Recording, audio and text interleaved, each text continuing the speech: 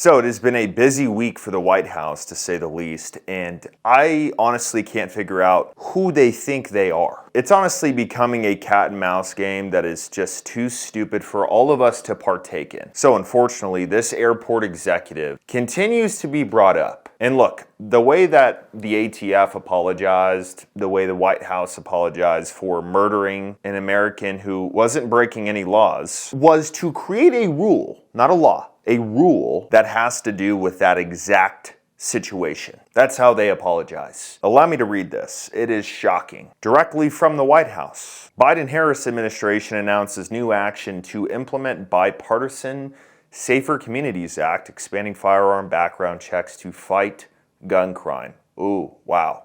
Okay, let's look at the first sentence here. Today, the Biden-Harris administration is announcing a new rule. Rule. What is this, kindergarten? You gonna put us on the timeout rug if we don't follow? It's a rule. It's a fucking rule. Last time I checked, us as Americans don't have to follow rules. We follow laws. And unfortunately in this country, there are a lot of dumb laws. For example, gun laws. But they came up with this rule, which is going to enhance background checks. So if you make money, if you make a living, if you support your family, if you send your kids to college through making a profit selling arms, you just got fucked. For places that have private firearm transactions, you also just got bent over by the federal government as well. The final rule implements new law expanding background check requirement to tens of thousands of gun sales. So what they're essentially doing here is people who go to gun shows or gun fairs or whatever people call them nowadays, you could go buy something and not have to do a background check and be done with it. Now,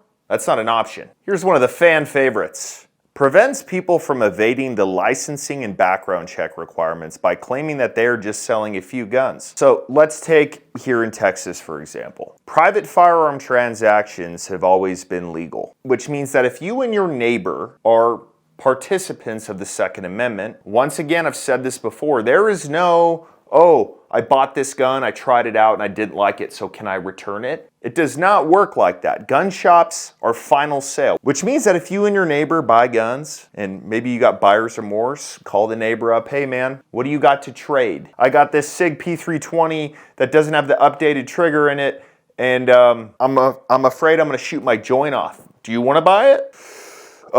This is stupid. There's some stupid people out there, but this coming out of the White House, you guys are just stupid. There's no other word for it. Let's first listen to Kamala Harris talk about this. Hopefully we don't have a word salad here, Kamala. Get it together. Hey everybody, so as the head of the White House Office of Gun Violence Prevention, I'm very excited to tell you that as of today we are closing the gun show loophole.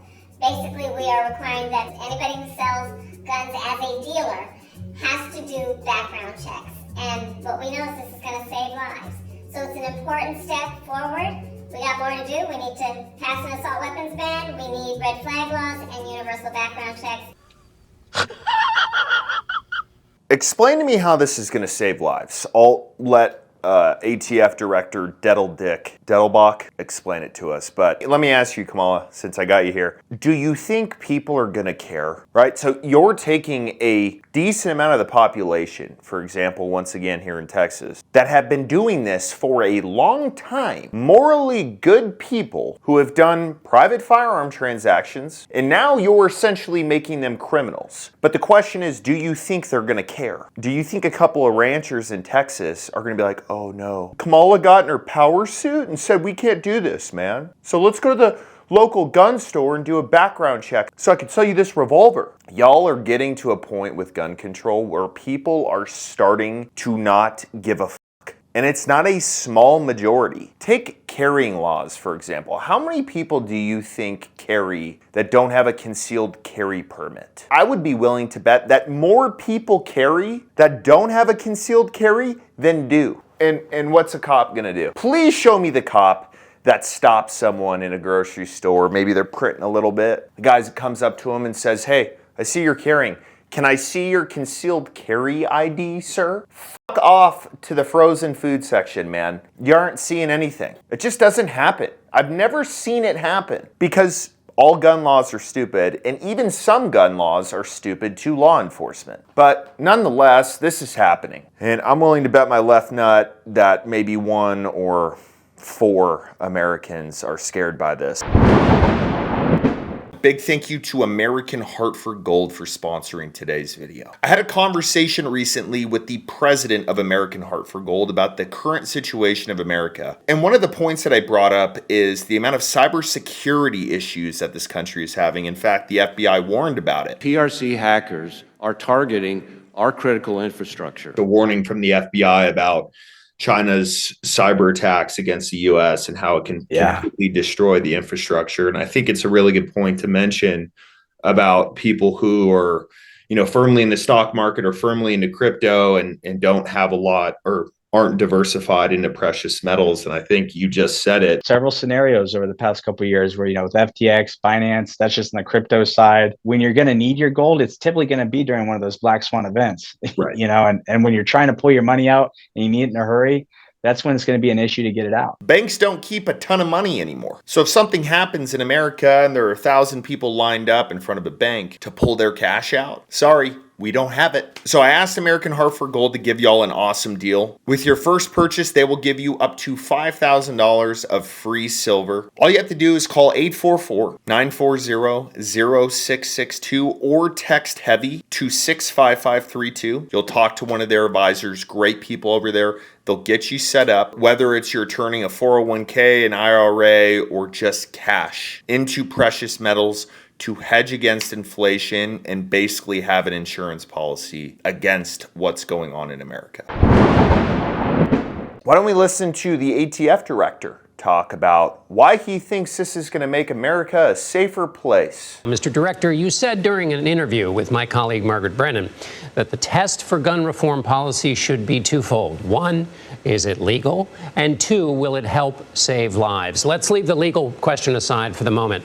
How is this going to save lives? It's going to save lives because it's going to ensure that all the people that Congress is requiring to be licensed dealers, that is people who are engaging in the business of selling guns for profit, are actually following the rules, which includes getting licenses and running background checks. All right, Dettelbach, let me bring you down to earth for a second because all of you guys seem to have your head up in the clouds. The first point I'm going to say is, once again, I'm going to use Texas, for example, or any place that has private firearm transactions. You have to ask the person who you're selling a gun if they are disqualified from having it. It's not what we believe, but we have to ask it. If they say, yes, I'm a felon who just got out of prison, you can't sell the gun to them. But if they say no, even though they are a felon, you can, because you're taking the person at their word. You don't have to do a background check. Hillis, Republicans who worked on the Bipartisan Safer Communities Act,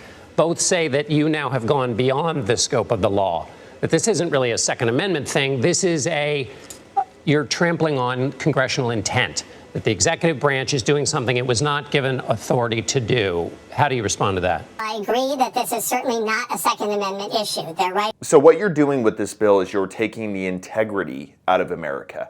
You're saying that no American has integrity. They go up to one of these gun shows and they're asked those questions, or it's a private firearm transaction, they're asked those questions, and they say, no, I'm not a felon when they are one. Let me ask you, Dettelbach, a couple of cops were shot in New York the other day. Place with pretty much the strictest gun control. Do you think those guns were legal? How did they get those guns? They just pull them out of their ass? They wished for some at Christmas and Santa forgot they were on the naughty list? I mean, how do you think they got them? You guys think that you are somehow going to control gun crime by restricting Americans. Criminals already don't care about your gun laws. The only reason why Americans don't completely say screw all of you guys is because people have a lot to lose. And some people can't afford to lose their freedom over one of your stupid gun laws, like carrying in a gun-free zone. So some people are more risk adverse than others. But there is going to come a time in America where every American says,